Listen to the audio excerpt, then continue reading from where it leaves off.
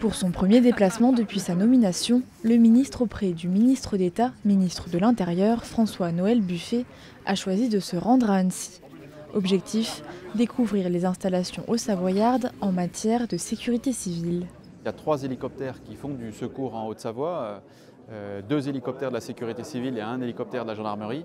Et les 2 hélicoptères de la sécurité civile sont des tout nouveaux modèles, plus puissants et plus adaptés aux interventions en haute montagne qui recouvrent une grande partie de notre territoire.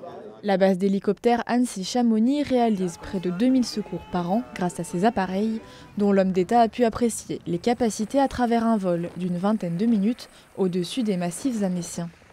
Le déplacement ministériel s'est ensuite poursuivi au centre de traitement et de régulation des appels, dont le modèle est jugé exceptionnel dans l'Hexagone. Nous utilisons le même logiciel. Nous avons un logiciel commun aux 2 services qui est utilisé et par les pompiers et par le SAMU. Et nous avons la même façon de traiter les appels, quels que soient les opérateurs qui le traitent en fait. Le logiciel, il existe sur différents plateaux, mais la communauté de services du logiciel, le fait qu'il soit commun aux 2 services et qu'il soit intégré avec une aide à la régulation, une aide à la décision en fait, ça c'est unique. Des avancées en termes de secours saluées par le ministre. Le dispositif mis en place, sincèrement, est exceptionnel, exemplaire.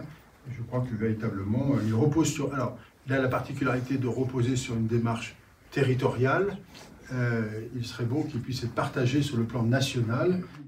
Il en a d'ailleurs profité pour annoncer le plan de relance du Beauvau de la sécurité civile, un modèle presque trentenaire qui nécessite un certain rafraîchissement. L'enjeu, c'est de redéfinir clairement les missions pour les uns et pour les autres, pour qu'on soit le plus efficace possible.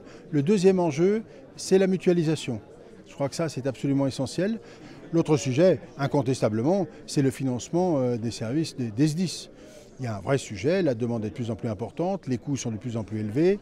Les concertations sur ce plan de relance devraient se terminer dans les prochaines semaines, avant l'élaboration d'un texte de loi pour fin juin et une présentation à l'Assemblée nationale d'ici la fin 2025.